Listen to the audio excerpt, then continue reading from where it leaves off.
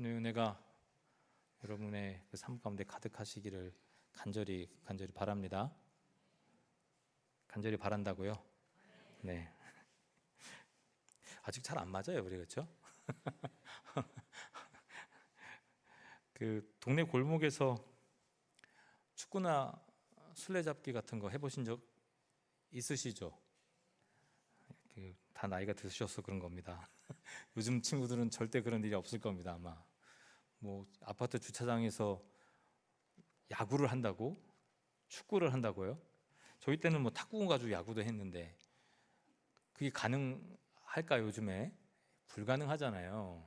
요즘 같이 모이기도 힘들고 다 따로따로 움직이기 바쁘고 그런 시대가 지금 우리가 살아가고 있는 시대 같아요. 사실 이렇게 같이 모이면, 예전에 저희 생각해 보면 같이 모이면 잘하는 친구들을 먼저 데려가기 위해서 참 가위바위보 하나에 생명을 걸 때가 있어요. 주장이 어떻게든 좋은 친구를 데리고 가려고. 그러다 보면 하나하나 이렇게 데려가다 보면 결국 남는 사람이 있어요, 없어요? 있죠. 남는 사람이 있어요. 아무도 데려가지 않는 아이.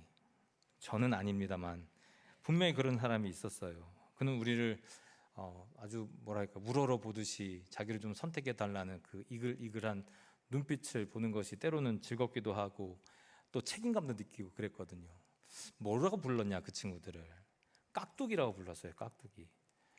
요즘 친구들은 깍두기 하면 뭐 이렇게 좀 싸우는 사람들 생각할 수 있는데 우리 때 깍두기 그러면 약한 사람들, 연약한 사람들, 실력이 그 정도 안 되는 사람들, 이 사람들을 깍두기라고 불렀거든요. 그러니까 깍두기는 팀에 있어서 지대한 역할을 할까요? 못할까요? 못하죠. 깍두기가 무슨 역할 하겠어요. 능력도 숫자 채워주느라고 있는 건데 깍두기는 어떤 역할도 못해요. 경기에서 그 경기력이 미비할 수밖에 없는 거죠. 그러나 이기는 날은 함께 웃잖아요. 이기는 날은. 혹시 지는 날이 있다 하더라도 누구도 그 아이 탓을 하지 않아요. 왜 그렇습니까? 아이들 사이에 나름 자존심이 있기 때문이에요. 내가 선택한 아이, 부족한 아이, 그래도 함께 이것을 해야 된다고 생각하기 때문에, 내가 약하다고, 또 내 탓하지 않겠다, 같이 놀아주겠다, 이러한 나름의 생각들이 그 안에 담겨져 있다는 거예요. 이 단순한 놀이 속에 저는 중요한 훈련의 기준이 저는 있다고 생각해요. 강한 자가 약한 자의 짐을 대신 지는 훈련, 책임을 떠넘기지 않는 훈련, 그게 저는 나름의 공동체의 훈련이 아닐까 생각합니다. 그러니까 우리는 어렸을 때부터 그런 훈련을 쭉 받고 지금까지 살아온 거예요. 이 나라 이민족 왜 강한지, 왜 쉽게 넘어지지 않는지 잘 아시겠죠? 그런 훈련들을 하고 살아왔기 때문에 쉽게 넘어지거나 쓰러지지 않는 거죠. 저는 이게 공동체를 지키는 힘이다. 아무리 약한 사람이라도 그 사람을 통해서 공동체가 더욱더 하나 되고 연합되고 힘을 길러내는 그러한 사회와 세상 속에서 우리는 살아왔다, 그렇게 생각해요. 근데 성도 여러분, 지금도 그러냐? 길거리에서 축구하는 애들이 없고 아파트 주차장에서 야구하는 애들이 없듯이 점점 그러한 정신이 사라지는 듯 느껴져요. 이제는 깍두기라고 하면 약한 사람이라고 생각하고 약한 사람 탓으로 돌리는 시대가 아닌가, 그런 생각도 해봐요. 아니 실제로는 자기 책임을 피하려고, 자기가 뭔가 실수했을 때 그 책임을 피하려고 약한 사람에게 나의 책임을 돌리는 듯한 그러한 세상 속에서 우리가 살아가고 있다는 겁니다. 현대 사회는 약자 그들을 포용해야 한다라고 그렇게 말은 하지만 실제로는 책임을 회피하는 문화로 가고 있는 듯 싶어요. 예전에 의미 있게 봤던 드라마가 있어요. 그 드라마에서 대사가 나오는데 제가 좀 길지만 한번 읽어드리려고 작정하고 나왔습니다. 한 여학생이 토론회장에서 한 패널에게 질문하는 거예요. 거기 미국이었거든요. 미국. 질문하는 거예요. 무슨 질문을 하냐? 미국이 왜 위대한 나라입니까? 그런 질문을 해요. 미국이 왜 위대한 나라냐? 근데 이제 이 패널은 그걸 동의할 수가 없는 거죠. 지금 우리가 위대하다고? 그렇게 생각하지 않는 거예요. 그러니까 한심한 듯이, 좀 안타까운 듯이 질문한 그 자매를 바라보면서 이렇게 답해요.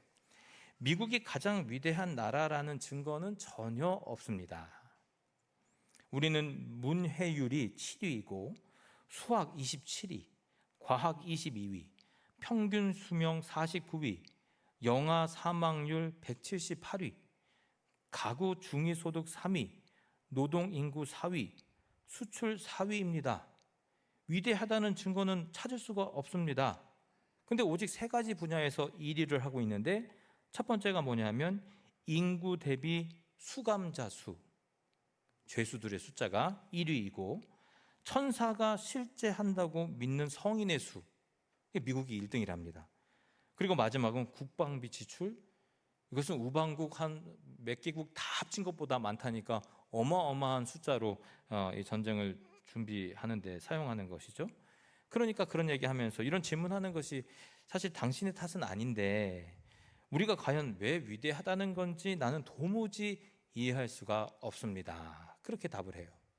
그러고 나서 좀 의미 있는 깊이 있는 답을 하는데 이렇게 답변합니다. 우린 옛날에 위대했습니다. 저는 여기서 이 단어가 아직도 머릿속에 생생한데 used to be 그러거든요. used to be, 옛날에 그랬다, 그렇게 살았다. 우린 옛날에 위대했다라는 거예요. 옳은 일을 위해 싸웠고 도덕적 이유로 법을 만들고 바꿨고 가난과 싸웠지 가난한 사람과 싸우지 않았다. 서로를 향해 희생했고 이웃을 돌봤고 인류를 위해 기술 발전과 우주 개척 및 질병을 치유했고 예술과 경제 모두 세계 최고를 키워냈습니다. 우리는 지성에 도전했고 어리석음을 부끄러워했습니다. 정파로 자신을 규정하지 않았고 쉽게 두려움에 휩싸이지도 않았습니다. 이 모든 일이 가능했던 것은 위대한 사람들에게서 나름의 책임을 배웠기 때문입니다. 미국은 이제 더 이상 최고의 나라가 아닙니다. 여러분 어떻게 생각하세요? 저는 이 말이 제일 마음에 와닿더라고요. 가난과 싸웠지 가난한 사람과 싸우지 않았다. 지금은요, 가난한 사람과 싸운다. 그게 과연 옳겠는가? 로버트 퍼트남이라는 분이 책을 썼는데 제목이 재밌어요. Bowling Alone이에요. Bowling Alone. 이게 뭐냐면 혼자서 볼링 치는 거. 그냥 직역하면 그렇잖아요. 혼자서 볼링 치기. 그러니까 서로가 연합해서 무엇인가를 할 생각을 하지 않고 요즘에는 각자 도생의 길로 나아간다는 거예요. 힘을 합치면 큰 일을 할 수 있잖아요. 개인이 할 수 있는 일보다 훨씬 더 큰 일을 할 수 있을 텐데 그렇게 하지 못한다는 거예요. 그러니까 사회적 자본에 대한 붕괴를 이야기하고 서로 연결되지도 않고 서로 짐을 지는 일도 사라지고 있다. 그래서 그는 이렇게 외쳐요. 사람들이 더 이상 함께하지 않는다. 공동체가 무너져 가고 있다.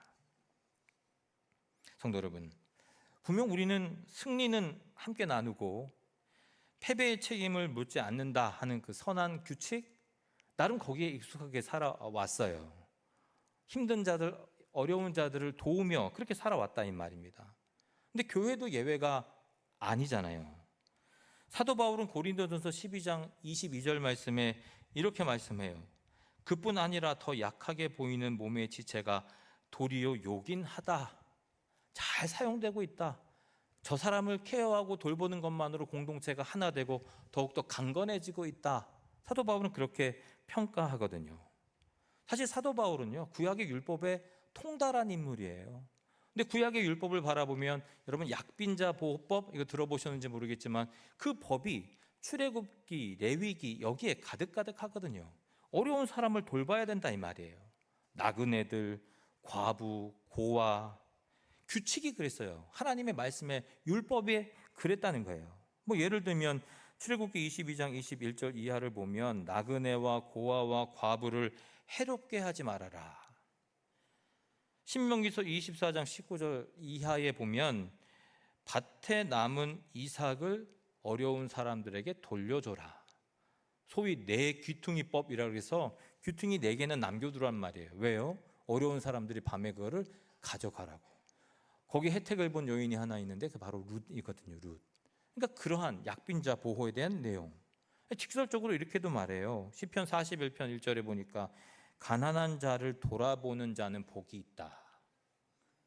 스가랴서 7장 10절 말씀에는 고아와 과부를 압제하지 말아라. 그들을 잘 살펴라.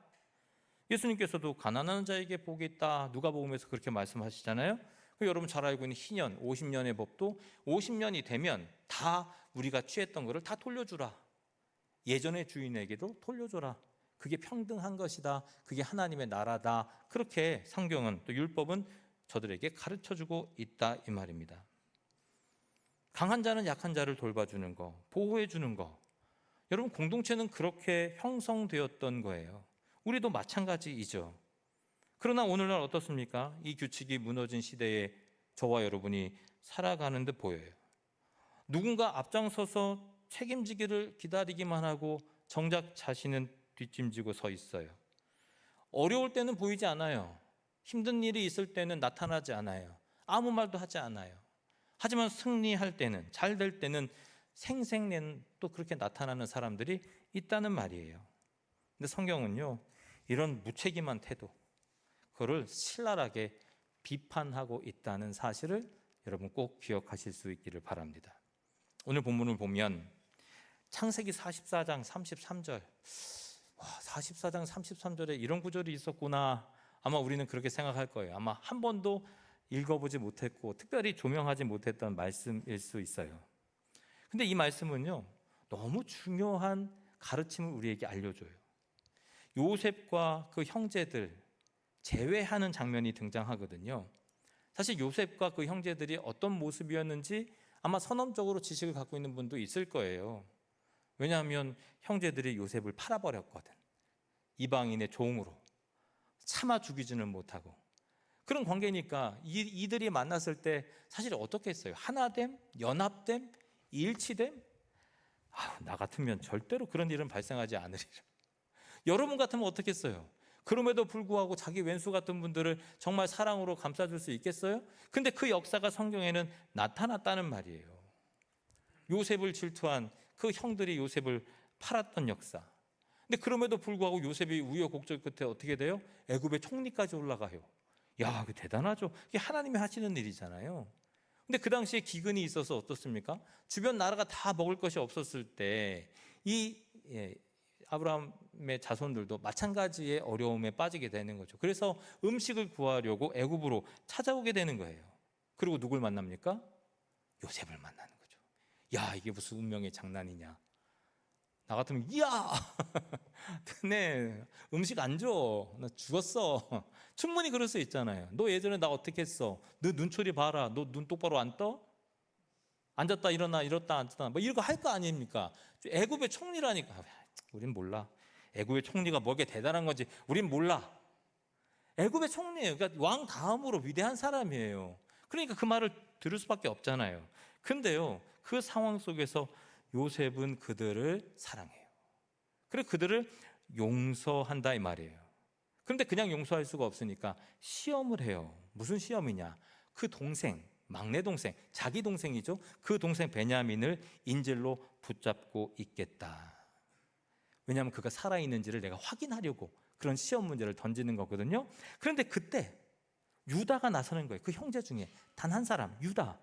그래서 오늘 말씀을 이야기합니다. 창세기 44장 33절 말씀인데 우리 같이 한번 이 말씀 읽어볼까요? 시작. 이제 주의 종으로 그 아이를 대신하여 머물러 있게 내 주의 종이 되게 하시고 그 아이는 그의 형제들과 함께 올려보내소서. 아멘. 그 아이를 대신해서 내가 머물고 있겠다. 그 아이를 형제들과 같이 돌려보냈으면 좋겠다. 할렐루야. 와, 이 마음이 어떻게 들까? 자기 동생을 어떻게 했을까? 뭐 혹시 나처럼 이렇게 핍박을 했을까? 충분히 그렇게 의심할 만한데 그런 시험 문제를 통해서 그 아이를 바라보려고 뺏으려고 했을 때 이 유다라는 사람이 이렇게 얘기하는 거예요. 내가 대신 인질이 되게 하겠다. 내가 책임을 지겠다. 누군가 아무도 나서지 않는데 자기가 그 얘기를 하는 거예요. 근데 이 사용되는 말을 보면요, 그냥 말뿐인 얘기가 한번 질러보는 그런 게 아니에요. 유다는 뭐라 그럽니까? 내가 대신하리라. 이 말을 히브리어로 보면 탈하트라는 말인데 그냥 단순히 감탄사, 또 어떤 순간에 그냥 튀어나오는 그런 말, 그게 아니라 위기를 떠나서 위기가 있어도 그럼에도 불구하고 내가 책임지는 행위, 법적인 구속력을 갖는 그러한 보증과도 같은 말을 사용하고 있더라 하는 거예요. 내가 생명을 두고 그 아이를 보내소서, 내가 그 자리에 있겠습니다. 왜냐하면 어떻게 될지 모르잖아요. 죽임을 당할지 쫓김을 당할지 종으로 팔릴지 그 아이의 안위를 생각하고 있는 자가 바로 유다였다라는 거예요. 유다. 대리 보증인 법적인 충분한 조건이 있는 그 역할을 자기가 하겠다. 연민이 아니라 법적인 서약을 그 왕 앞에서 또 애굽 앞에서 그 총리 앞에서 하고 있는 거예요. 진정한 책임의 자리로의 회심. 아, 멋있다. 책임지겠다. 근데 유다가요, 처음부터 그런 사람은 아니었다니까요. 여러분, 창세기 37장에서의 유다는요, 요셉을 죽이지 말고 팔자. 여러 가지 이유가 있겠죠. 죽이는 건 좀 그렇고 팔아서 이윤을 남기자, 뭐 여러 가지 생각이 있겠죠. 하지만 결국은 이야기하자는 것은 계산적이었고 동생을 돌보는 그 책임을 지지 않았다는 말이에요. 그냥 동생을 팔아버려요. 그런데 창세기 38장에 자기의 며느리인 다말과 엮이는 그 사건 이후에 자기의 잘못을 처절하게 깨닫고 인정하고 회개하는 장면이 등장하거든요. 이게 저는 유다의 전환점이었다고 봐요. 그리고 나서 바로 이 장면이 등장하는 거죠. 창세기 44장 33절, 내가 대신 보증서겠으니 내 동생을 좀 보내주십시오 하는 그러한 자기 자신을 내어놓는 희생의 정신, 책임의 정신이 나타난다 이 말이에요. 무책임했던 자가 공동체의 생명과 안위를 위해서 자신을 내어놓는 자로 변했더라. 야, 이거 너무 대단한 일 아닙니까? 근데 그게 단 한 번의 일이 아니라고 성경은 증언해요. 여호수아가 죽은 뒤, 좀 길게 오래된 시간입니다. 여호수아가 죽은 뒤 가나안 땅을 계속 정복해야 하는 그런 상황에서 여호와께서 그에게 뭐라고 말씀하시느냐? 사사기 1장 2절 말씀인데 유다가 올라갈지니라. 여긴 유다라고 말하면 유다 지파겠죠? 유다 지파가 올라갈지니라. 저는 이 말씀을 딱 보는 순간 어떤 생각이 들었냐면, 그때 다말 사건에서 회개하고 나서 자기 동생 구하고 나서 그때부터 계속 유다는 어떤 상황이든지 선봉에 서 있구나, 모든 책임을 다 자기가 감당하려고 했구나 하는 그런 마음이 들더라고요. 여러분, 전쟁에서 선봉이라는 자리는요, 안전한 자리일까요? 위험한 자리일까요? 위험한 자리겠죠. 제일 앞에서 총 맞는 자리, 화살 맞는 자리, 창 맞는 자리잖아요. 칼 맞는 자리고. 여러분, 그게 얼마나 위험한 자리입니까? 그러나 책임을 짊어진 자에게 하나님은 은혜와 능력을 부어주셨더라 하는 거예요. 왜요? 그럼에도 불구하고 다시금 자기가 앞서고, 그럼에도 불구하고 항상 선봉을 서고, 그럼에도 불구하고 그 책임을 다하는 자들이 되었으니 말이죠. 분명히 유익이 있었다는 거예요. 그러니까 그 능력을 아는 이 유다 족속은 절대로 그러한 자리를 놓치지 않았더라, 포기하지 않았더라. 저는 남유다가 왜 축복받은지 나 이 말씀을 보고 충분히 이해가 되더라고요. 그 안에서 다윗의 자손으로부터 예수까지 생명의 계보를 이루는 축복을 받게 되잖아요. 유다 자손으로부터, 유다 계파로부터 이 일들이 일어나거든요. 저는 이 이야기가 충분히 이해가 돼요. 모든 어려운 일 다 내 책임으로 돌리고 그 일을 최선을 다해서 감당할 때 하나님께서 그 얘기를 왜 인도해 주지 아니하시겠는가? 근데 여러분, 성경은요, 유다에게만 나오지 않아요. 유다 하면 생각나는 다른 지파가 하나 있어요. 비교되는 지파, 반대되는 지파거든요. 그게 바로 에브라임 지파다. 성경은 그렇게 우리에게 말씀해요. 왜 그렇습니까? 북이스라엘과 남유다가 나눠졌잖아요. 그런데 남유다는 정통성이 있고 북이스라엘은 그렇지 못하거든요. 그러니까 성경에서는 북이스라엘로 나눠지고 남유다로 나눠진 그 근본적인 이유, 그 결정적인 분기점이 누구 때문이냐? 에브라임 지파 때문이다. 그렇게 성경은 이야기하거든요. 에브라임이 솔로몬이 왕이 됐을 때 아주 반란을 일으켜서 왕국을 분열하게 만들었단 말이에요. 공동체를 찢어놨단 말입니다. 그러니까 성경은 에브라임 지파를 좋게 보겠습니까? 그렇지 않겠습니까? 좋게 안 보죠. 쟤네 때문에 나눠졌어, 분열됐어, 분열 왕국이 이루어졌어. 저들이 우상 숭배, 교만, 배신, 이것 때문에 결국 이 나라가 어려워진 거야. 그래서 시편 기자는 이런 말씀을 해요. 78편 9절입니다. 에브라임 자손은 무기를 갖추며 활을 가졌으나 전쟁의 날에 물러갔도다. 칼도 있고 활도 있고 힘도 있는데 전쟁의 날에는 그 자리에 있어요, 없어요? 없어요. 예전에 저 중세 시대 때 있어야 될 자리에 없는 사람들을 가르쳐 앱센티즘이라 그랬거든요. 그 자리에 없는 거야. 비어 있는 거야. 그러니까 이 에브라임 지파는요, 민중의 시작, 연합이 되는 그 전쟁을 이룰 때 항상 그 자리에 남아있지 않았다는 거예요. 뒤로 물러섰다는 얘기예요. 준비는 되어 있었지만 책임의 자리에서 벗어났더라. 그런데 승리의 전리품을 나눌 때는 야, 왜 나를 끼워주지 않아? 그때야 비로소 나타났더라. 여러분, 이거 웃을 일이 아니에요. 그게 아마 저와 여러분의 얘기일 수 있으니까. 기드온이 미디안을 이겼을 때요, 사사기 8장에 나오는 내용인데 그때도 그랬어요. 입다가 암몬을 이겼을 때 사사기 12장의 말씀 가운데도 에브라임은 나타나서 왜 우리를 부르지 않았느냐? 내가 있는지 왜 모르느냐? 그렇게 항의했다는 거예요. 여러분, 이게 무책임이죠. 전쟁에 있을 때 빠져 있다가 승리했을 때는 나타나? 너무 얄밉잖아요. 성경도 얄밉다고 얘기해요. 우리도 얄밉게 보는 거 하나님은 얄밉게 안 보겠어요? 근데 에브라임 평가는 성경에서 이 정도 수준이 아니에요. 이사야서 28장 1절 말씀인데 이렇게 기록해요. 에브라임의 술 취한 자들의 교만한 면류관은 화 있을진저. 호세아서 4장 17절 말씀에 에브라임이 우상과 연합하였으니 그냥 버려둬라. 호세아 5장 9절 말씀에는 에브라임이 황폐할 것이다. 여러분, 왜 에브라임이 이런 평가를 받았겠습니까? 힘이 있고 능력이 있지만 하나님의 일에 앞장서지 않았다, 책임지지 않았다, 그들의 책임을 져버렸다. 성경은 그렇게 말씀하고 있는 거잖아요. 타협했고 우상 숭배 길로 묘사하고 그 끝은 결국 멸망이다라고 경고해요. 하지만 유다는 어떻습니까? 하나님의 언약을 지키는 책임의 길로 세워졌다, 메시아의 계복을 이루가는 축복의 길이었다라고 평가하고 있어요. 무슨 뜻입니까? 하나님 나라에서 책임 없는 영광은 결코 오래가지 않는다는 뜻이에요. 성도 여러분, 이 두 지파를 가르는 핵심이 뭡니까? 바로 책임감이라는 거예요. 책임감이 있냐? 그렇지 않으냐? 여러분, 책임감이 영어로요, responsibility라고 얘기하거든요. response가 무슨 뜻입니까? 응답하다, 응대하다, 반응하다. ability는요, 능력이요, 능력. 특별히 누구의 능력을 얘기하는 겁니까? 하나님의 능력. 우리가 뭐 갈고 닦아서 쓴 능력이 아니라 하나님의 능력. 어려운 상황 속에서 반응했을 때, 내가 나가겠습니다 라고 반응했을 때 하나님께 주신 능력이 바로 책임감이라는 거예요. 책임감.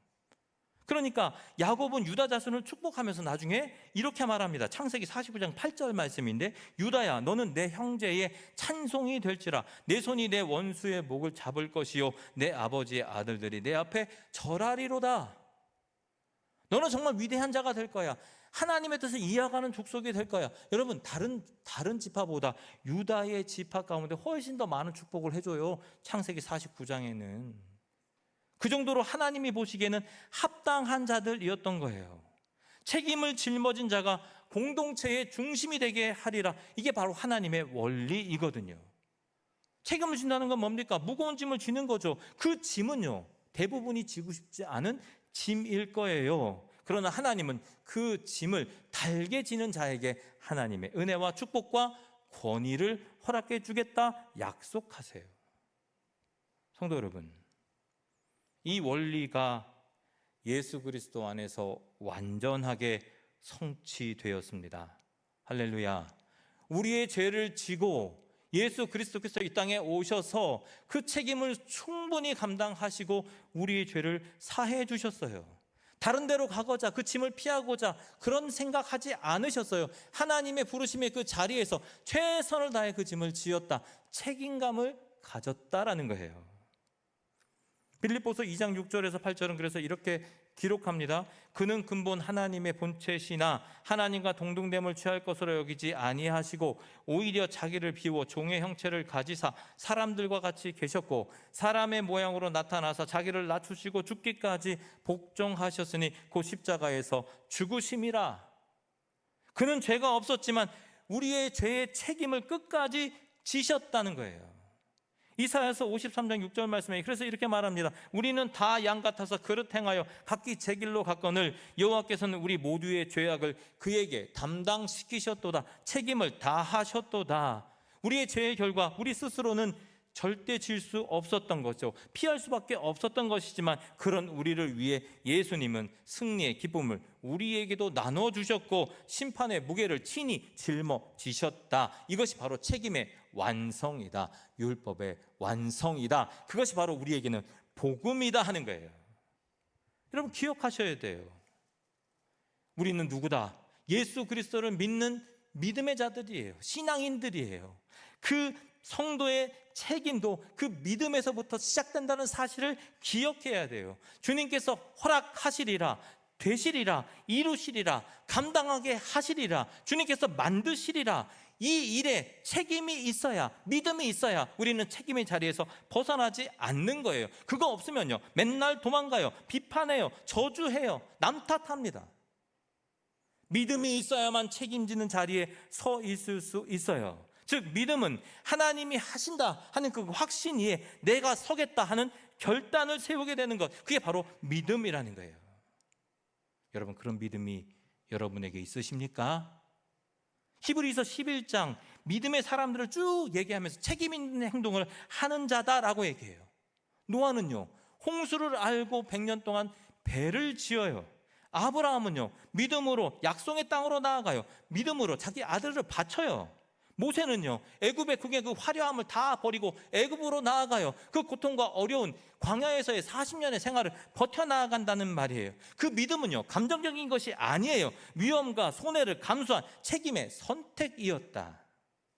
하나님께서 그 책임의 선택의 자리에 능력을 주신다, 은혜를 주신다, 감격을 주신다는 사실이에요. 그래서 종교개혁자 루터는 뭐라고 말하는 줄 아십니까? 믿음이 없는 곳에는 책임도 없다. 믿음이 없는 곳에는 책임도 없다. 믿음이 있는 자만의 삶의 무게를 진정으로 감당할 수 있다는 겁니다. 이런 책임의식이 전 교회를 살린다고 믿어요. 이러한 책임의식이 사회를 변화시킨다고 확신해요. 저와 여러분에게 그 믿음이 있다는 거예요. 성도 여러분, 예수님께서 보여주신 책임의 길은 예수님의 십자가의 보혈로 끝나는 것이 아니에요. 제자들에게도 전해져요. 요한복음 21장에서 나온 대로 부활하신 예수님을 만났던 제자들, 특별히 베드로에게 예수님께서는 3번 반복해서 물으세요. 내가 나를 사랑하느냐? 내가 정말 나를 사랑하느냐? 내가 누구보다 나를 사랑하느냐?